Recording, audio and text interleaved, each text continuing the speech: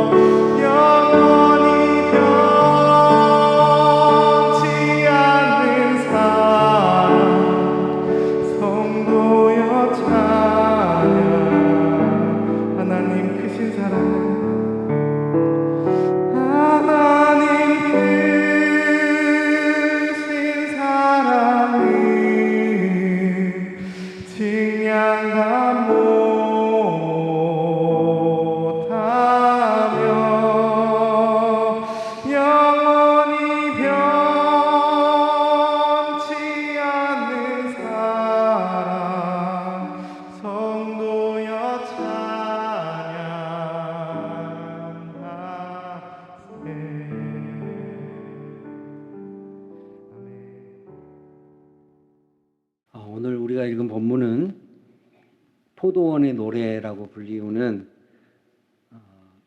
말씀인데요.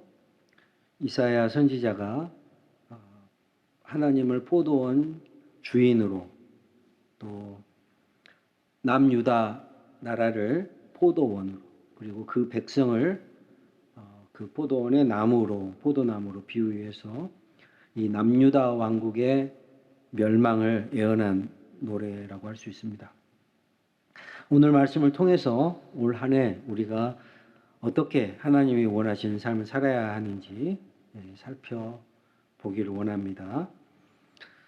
하나님께서는 극상품 포도나무를 심을 정도로 우리를 사랑하신다는 사실이에요. 1절 말씀을 다시 한번 보십시오. 이 포도원의 주인은 꿈과 희망을 가지고 있었습니다. 기대를 했습니다. 그래서 기름진 땅에다가 포도원을 만들었어요. 그리고 그곳에 극상품 포도나무, 그러니까 가장 좋은 품종의 포도나무를 심었습니다. 마찬가지로 하나님께서 우리에게 희망을 가지고 계십니다. 그래서 우리를 다스리시고 인도하십니다. 최고로 좋은 것을 우리에게 주시고 우리에게 은총과 사랑을 베풀어 주신 것입니다. 하나님은 우리에게 최고의 것을 기대하십니다. 하고 계시는 것이죠. 신명기 28장 13절에 여호와께서 너를 머리가 되고 꼬리가 되지 않게 하시며 위에만 있고 아래에 있지 않게 하시리니 이렇게 말씀하셨어요. 우리 하나님을 믿는 백성들이 이 세상에서 가장 아름답고 가장 거룩하고 또 가장 최고의 삶을 행복한 삶을 살기를 원하신다는 사실이에요. 그래서 땅을 파서 돌을 제하듯이 그래서 그 밭을 잘 일구어서 좋은 포도나무를 심듯이 하나님께서 우리를 축복하고 계신다는 사실이에요. 그 포도나무를 심은 이유는 뭘까요? 바로 열매를 맺게 하기 위해서죠. 또 망대를 세워서 들짐승이나 도적으로부터 포도나무를 지키듯이 우리를 지키고 눈동자처럼 지켜주신다는 사실입니다. 또 술틀을 만든다고 그랬는데 그 술틀을 만드는 것은 이제 포도주를 만드는 과정이겠죠. 마찬가지로 포도주를 담그는 것처럼 우리의 삶이 아주 풍족하게 되기를 원하신다는 사실이에요. 하나님은 내가 내 포도원을 위해 더할 일이 있으랴 그랬어요. 더할 일이 있으랴. 이 무슨 뜻일까요? 더 이상 할 일이 없을 정도로 완벽하게 모든 것을 베풀어 주셨다는 사실이에요. 그렇다면 이제 나머지는 우리에게 달려있는 것이죠. 나는 어떻게 할 것인가를 생각해야 되는 것입니다. 여러분, 우리 인생은 열매 맺고 사는 인생이 되어야 됩니다. 하나님께서 우리에게 극상품 포도나무를 심으신 이유는 극상품의 열매를 맺기 위해서죠. 좋은 열매를 맺지 못하면 찍어서 버리워진다고 말씀하셨어요. 여러분, 그러므로 올 한 해 우리 사랑하는 성도들, 여러분은 극상품 포도나무예요. 그러므로 극상품의 열매를 맺는 한 해가 되시기를 축원합니다. 하나님께서 함께 하시는 사람은 번성하게 돼요. 원수와 싸워서 이기게 됩니다. 하나님께서 우리를 강하게 만들어 주시고 장성하게 해 주시고 열매를 주렁주렁 맺게 해 주실 것입니다. 죄악에서 구원해 주실 것입니다. 축복해 주실 것입니다. 풍족한 삶을 살게 해 주실 것입니다. 그래서 하나님께 영광 돌리게 하시는 거예요. 여러분, 이탈리아의 유명한 조각가 미켈란젤로가 어느 날 거리에서 한 하얀 돌을 발견했어요. 그냥 거리에 버려진 그냥 그런 돌이었습니다. 그 미켈란젤로가 그 돌을 가져다가 한 달, 두 달, 세 달 계속 뭔가를 만들기 시작했어요. 마침내 그 작품이 세상에 공개되자 사람들이 정말 깜짝 놀랐어요. 아무 쓸모없는 거리에 그냥 버려진 그 돌멩이가 완벽한 작품이 되었는데 그 작품이 바로 세계적으로 유명한 다비드상이에요. 여러분, 세상에서 쓸모없다고 버림받은 사람일지라도 하나님께서 붙잡아 주시면 이 다비드상처럼 훌륭한 작품이 될 수 있어요. 가장 행복한 사람이 될 수 있어요. 그런데 우리는 여러분 세상에 쓸모없는 존재가 아니에요. 이미 시작부터 뭐예요? 아까 뭐라고 그랬어요? 극상품 포도나무.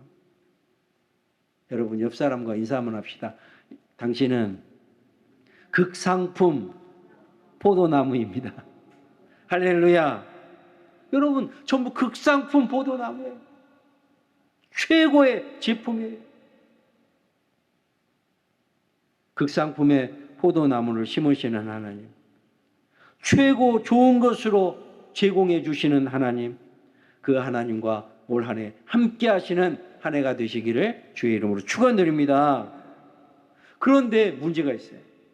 이런 극상품 포도나무를 심었는데 극상품의 열매를 맺지 못하고 오히려 들포도를 맺었다는 사실이에요. 여러분 2절 마지막 봐보세요. 뭐라고 그랬어요?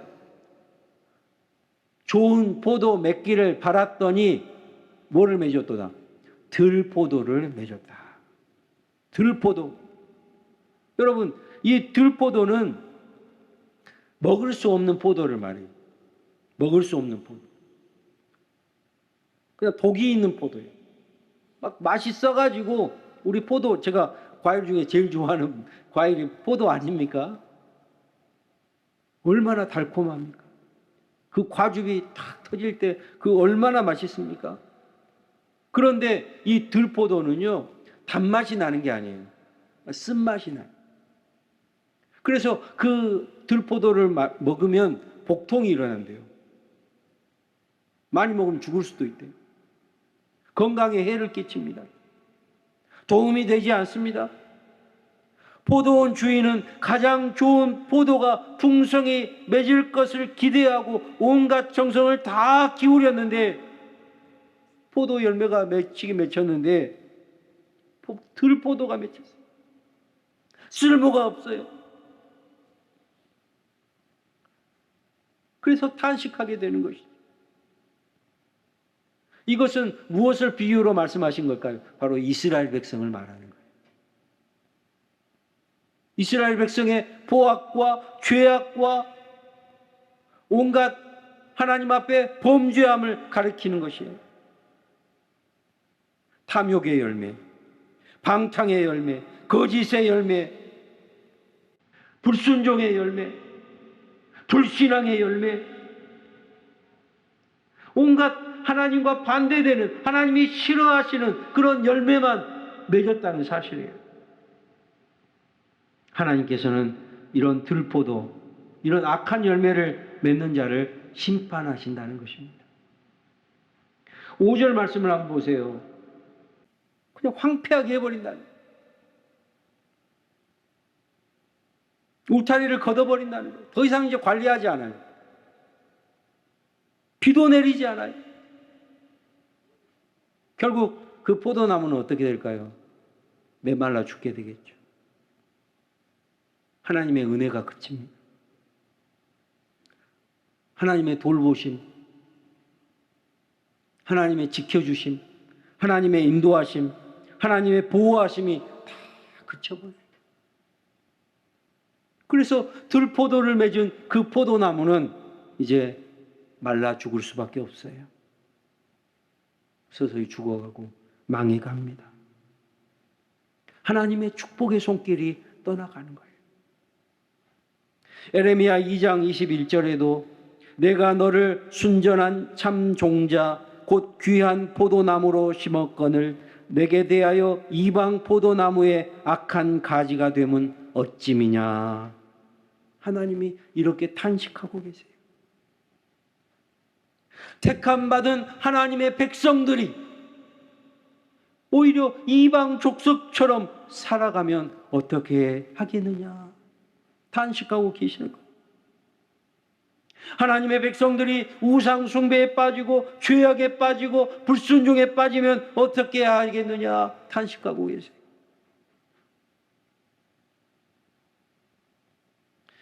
얼마 전에 그 택시 운전사를 살해한 이기영이라는 사람이 체포됐어요. 교통사고를 냈는데 합의금을 주겠다고 자기 집으로 유인을 해서 결국 그 기사를 살해하고, 알고 보니까 그 집도 여자친구의 집이었다는 거예요. 그런데 그 여자친구가 없어요. 살해 당한 것으로 이제 보이는데 시체를 아직 찾지를 못했어요. 그 수법이 너무 잔혹해서 사이코패스 가능성도 있다고 해요. 여러분, 우리 주변에 이런 악한 자들이 얼마나 많습니까? 들포도를 맺은 인생들, 들포도 같은 인생들이 얼마나 많습니까? 또 겉은 화려하지만 속은 썩어가는 그런 가짜 인생들도 얼마나 많습니까? 정치가들 중에도 이런 사람이 있고, 사업가들 중에도 이런 사람들이 있어요. 또 우리 주변의 이웃들 가운데도 이런 사람이 있을 수 있어요. 여러분, 하나님은 우리를 극상품 포도나무로 심으셨는데 이렇게 하나님 말씀에 불순종하고 하나님 뜻에 살지 않으니까 이런 죄악의 열매, 이런 흉폭함의 열매를 맺게 되는 것이죠. 사랑하는 성도 여러분, 올 한 해에는 정말 좋은 열매 맺어서 하나님께 영광 돌리시기를 축원합니다. 우리는 애초에 극상품 포도나무였어요. 그러니까 여러분, 그냥 단순히 열매만 맺으셔는 안 돼요. 좋은 열매로 하나님께 영광 올려드려야 됩니다.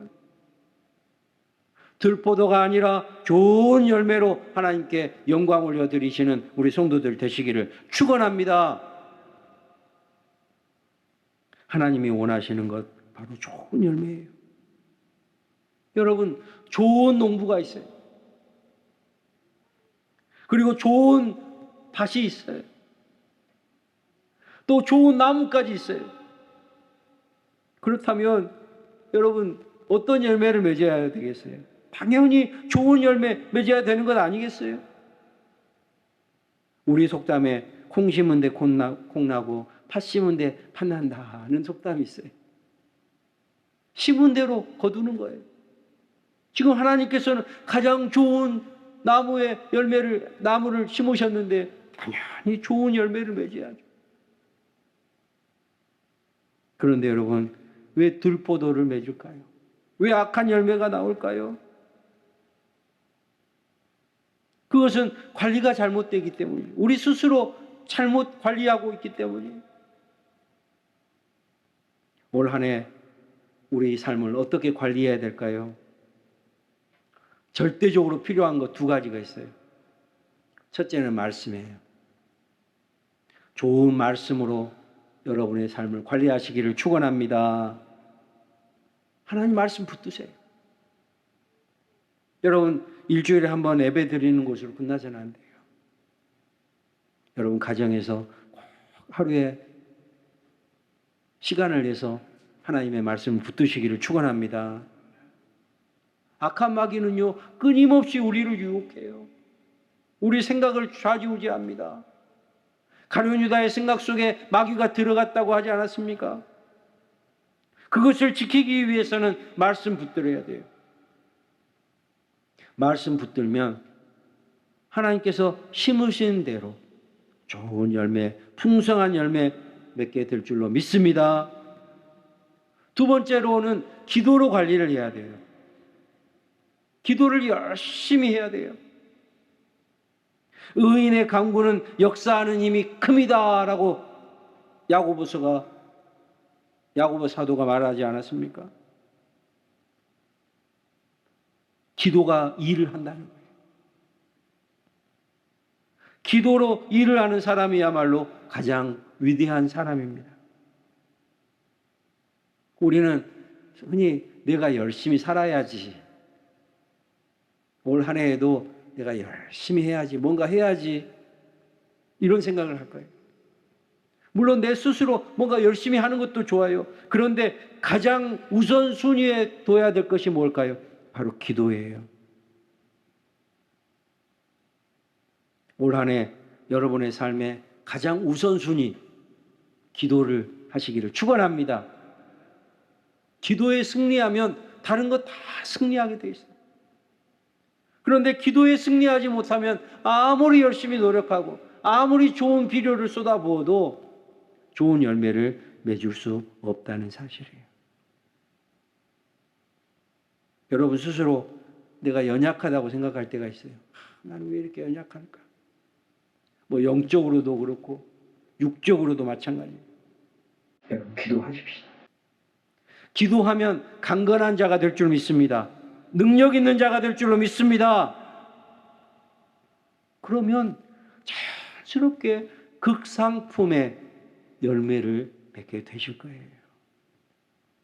여러분, 올 한 해 우리 사랑하는 성도들, 이제 하나님께서 우리에게 극상품 포도나무를 심었다는 것을 알았으니 극상품의 열매를 맺을 일만 남았어요. 그 열매를 맺기 위해서 뭐 해야 된다고요? 첫째, 말씀 붙드십시오. 두 번째, 기도에 힘쓰십시오. 그럴 때 올 한 해 정말 좋은 열매가 여러분의 삶에 맺히게 될 줄로 믿습니다.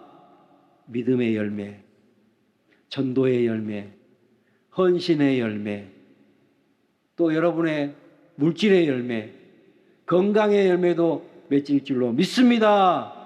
그 풍성한 삶을 사는 한 해가 되시기를 주의 이름으로 축원드립니다.